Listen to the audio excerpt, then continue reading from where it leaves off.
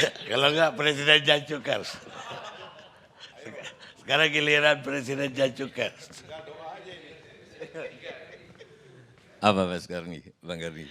Ada menyimpulkan sebagai yang ada di di atas angin melihat persoalan di bawah langit ini apa kesimpulannya? Kalau saya simpulin dari Profesor Effendi Ghazali, Yunarto Wijaya, dan teman-teman yang lain juga, ini kan intinya presiden marahnya itu genuine, dibikin-bikin acting atau apa gitu loh. Saya nggak bisa jawab meskipun saya ngajar acting di banyak daerah. Kalau saya jawab juga nggak enak, karena ada bagian tertentu yang pas ketika kita nggak satu perasaan, itu kurang pas dikit gitu loh. Tapi ketika yang menyinggung jangan sampai ada rakyat mati, itu kayaknya serius gitu loh. Jadi cuman perbandingannya dari Pak Deddy Sitorus tadi nggak apple to apple dibandingkan sama presiden-presiden lain yang marah ke khalayak, marah ke orang lain. Ini marah ke anak buah. Pertanyaannya adalah etiskah marah ke anak buah? Kan Bang Fadlison bilang begitu menteri nggak boleh ada visi misi kecuali staf khususnya BUMN gitu loh mungkin. Enggak, sudah dikoreksi tadi. Enggak. Berarti kesalahan anak buah itu adalah kesalahan dirinya. Saya setuju itu. Saya setuju juga pengandaian presiden sebagai konduktor. Itu masih agak bisa itu Pak Dr. Ngabalin, masih bisa dipertanggungjawabkan. Walaupun kalau diandaikan sebagai konduktor, bahasanya tidak, perasaannya harus sama, nggak bisa. Perasaan pemain bass sama perasaan pemain drum nggak boleh sama gitu loh. Kacau malah kalau sama. Yang betul perasaan harus kita selaraskan.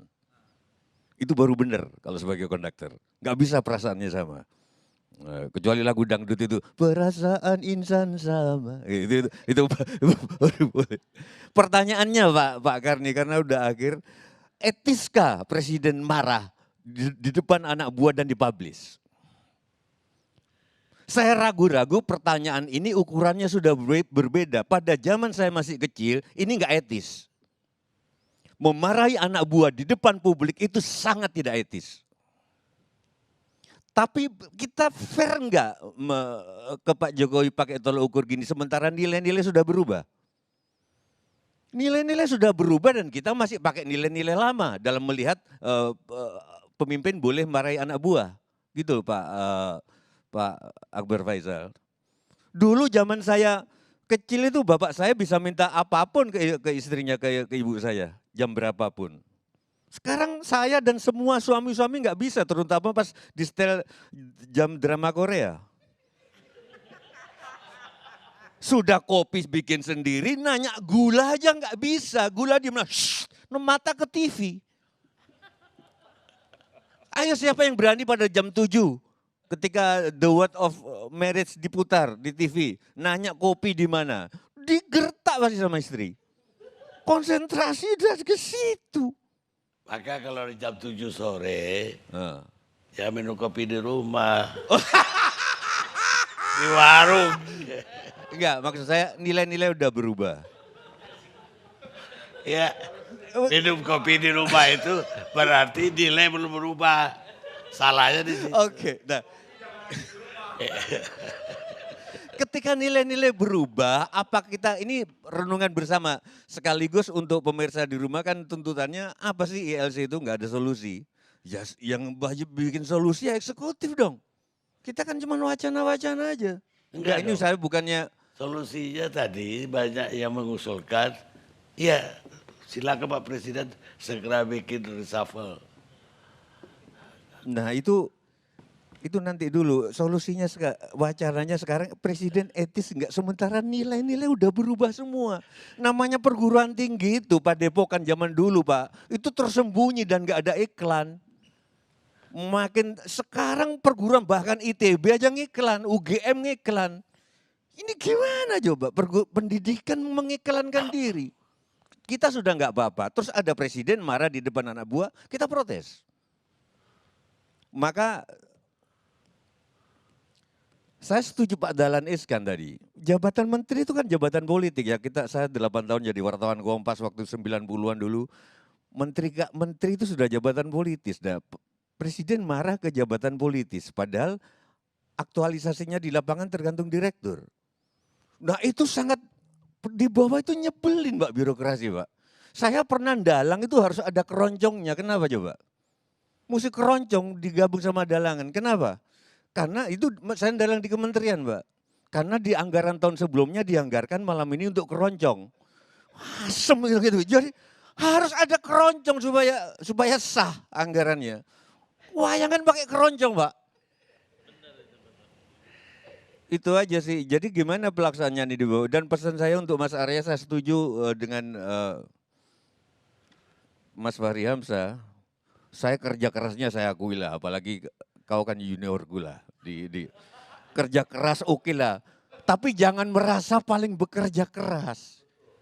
Karena swasta lebih keras, saya hidupnya lebih keras daripada sampean. Enak gajinya gede, mobilnya bagus. Aku ketebukan gitu loh. Sudah itu pegawai negeri itu dianggap mengabdi negara, pengabdian. Sedangkan swasta bekerja, enggak adil sama sekali. Mestinya pegawai negeri juga bekerja. Menteri juga nyari duit kok. Kenapa harus mengabdi pada negara? Kami juga mengabdi pada negara, mendalang itu. Mengabdi.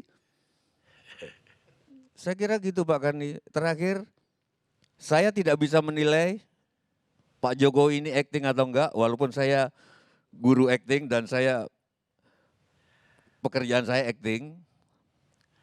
Serius atau enggaknya Pak Jokowi marah ini adalah dilihat dari apakah kinerja kementerian makin baik dalam beberapa. Kalau enggak makin baik, apakah ada reshuffle?